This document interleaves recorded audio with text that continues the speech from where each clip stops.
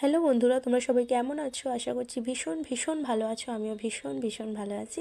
আজকে দেখো এখানে ভোলা মাছ কেটে নিয়েছি নুন হলুদ মাখিয়ে, আর এখানে পেঁয়াজ টমেটো কাঁচা লঙ্কা সমস্ত কেটে নিয়েছি। আর এইদিকে আমি গরম কড়াই বসিয়ে দিয়েছি, তার মধ্যে দিয়ে দিলাম তেল। তো আজকে আমি ভোলা মাছের একটা ঝাল বানাবো, সেটাই তোমাদের সাথে শেয়ার করছি।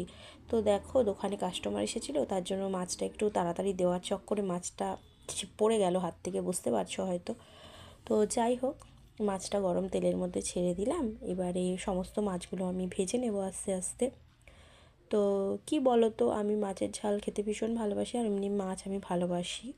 তো যাই হোক, মাছের ঝালটা একটু অন্যরকমভাবে বানাচ্ছি। তো অন্যরকম বলতে অন্যরকম কিছু না, একটু বেশি স্পাইসি টাইপের বানাচ্ছি, একটু একটু স্পাইসি হবে। আমি একটু কম তেলই খাওয়ার চেষ্টা করি, কিন্তু আজকে একটু তেলটা বেশিই দিয়ে রান্না করব, যেহেতু মাছের ঝাল বলে কথা। একটু ভালো করে না বানালে আবার ভালো লাগবে না। তো ওই কড়াইয়ের মধ্যে সমস্ত মাছ ভাজার পর আবার একটু তেল অ্যাড করে দিলাম। তো পরিমাণটা অনেকটাই তেলটা দিয়েছি। তো পেঁয়াজ কুচিগুলো এবার একে একে মানে দিয়ে দেব। তো পেঁয়াজ কুচিগুলো দিয়ে দিচ্ছি দেখো। তো তোমরা চাইলে পেঁয়াজটাকে গ্রেট করে নিতে পারো, বাট আমি পেঁয়াজটা কেটে নিয়েছি। তো পেঁয়াজটাকে একটু গোল্ডেন ব্রাউন করে ভেজে নেব। আর কি বলো তো, ভোলা মাছগুলো আমি কেটে নিয়ে নুন হলুদ দিয়ে পরিষ্কার করে রেখেছিলাম, সেগুলো আর বলা হয়নি তোমাদের। তো সবাই তো মাছ কাটতে পারো, আর কি দেখাবো, ওই জন্য দেখাইনি। তো পেঁয়াজটা ভাজা হচ্ছে। আর বলো না, তোমরা সবাই কে কোথা থেকে আমার ভিডিওটা দেখছো, তোমরা একটু কমেন্টে জানিও। তো তারপরে কাঁচা লঙ্কা দিয়ে দিলাম। তো কাঁচা লঙ্কাগুলো আমি গোটা গোটাই রাখি, যেহেতু এই রান্না থেকে আমার ছেলেকেও খাওয়াবো। আর এখানে দেখো সমস্ত মশলা, লঙ্কা গুঁড়ো, হলুদ গুঁড়ো, জিরে গুঁড়ো, ধনে গুঁড়ো, নুন আর কাশ্মীরি লঙ্কা গুঁড়ো সমস্ত একসাথে নিয়ে নিয়েছি রান্নার সুবিধার্থে। সমস্তটাকে একসাথে মিক্স করে নিচ্ছি। আর দুটো লঙ্কা ছিল এই কারণে, একদিকে কাশ্মীরি লঙ্কা কালারের জন্য, আর একদিকে এমনি নর্মাল লঙ্কা গুঁড়ো। এবার একটু জল দিয়ে এটাকে একটু মিক্স করে নেব। তো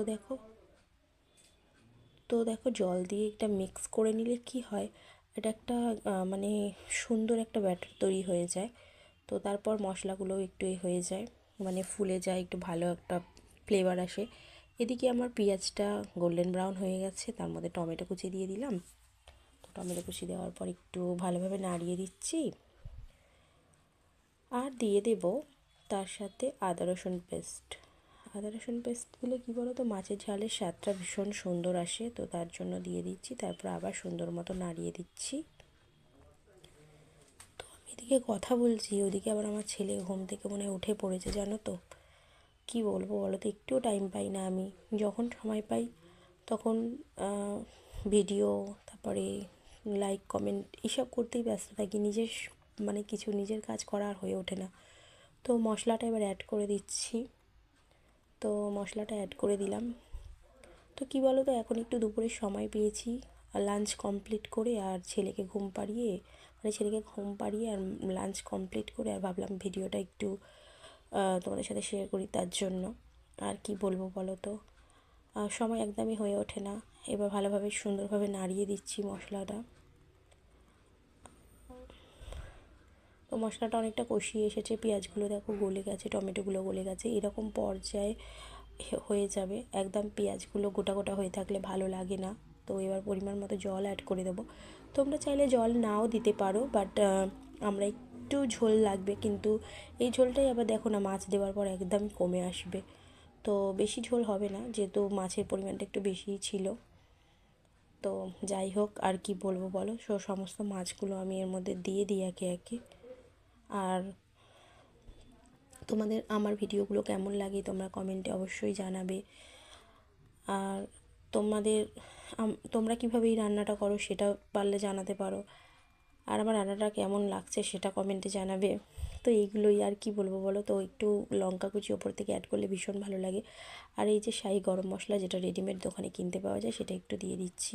তো মাছের ঝালে দিলে একটু ভীষণ ভালো লাগে। তোমরা চাইলে বাড়িতে হোমমেড বানাতে পারো। তো এইবার একটু ঢাকা চাপা দিয়ে দেবো, আর একদম লো ফ্লেমে করে দেবো গ্যাসটা। তো তারপরে দেখো ঢাকনাটা খুলেছি, এইরকম একটা লুক এসছে, এরকম ফ্লেভার, মানে দেখো সুন্দর। এবার এর মধ্যে ওপর থেকে কাঁচা সরষের তেল একটু অ্যাড করে দেবো। এটা দিলে কি বলো তো, মাছের ঝালের ফ্লেভারটা আরও ভালো হয়। তো এইভাবে আমার মাছের ঝালটা রেডি হয়ে গেছে, আমি নামিয়ে নিয়েছি। তো মাছের ঝালটা কেমন হয়েছে আমাকে কমেন্টে অবশ্যই জানাবে, তোমরা কোথা থেকে ভিডিওটা দেখছো সেটাও জানাবে। তো ঠিক আছে, চলো আজকে মতো রেসিপিটা এখানেই শেষ করছি। আর তোমরা সবাই ভালো থেকো, সুস্থ থেকো, এই কামনা আর এই প্রার্থনা সবসময় করি।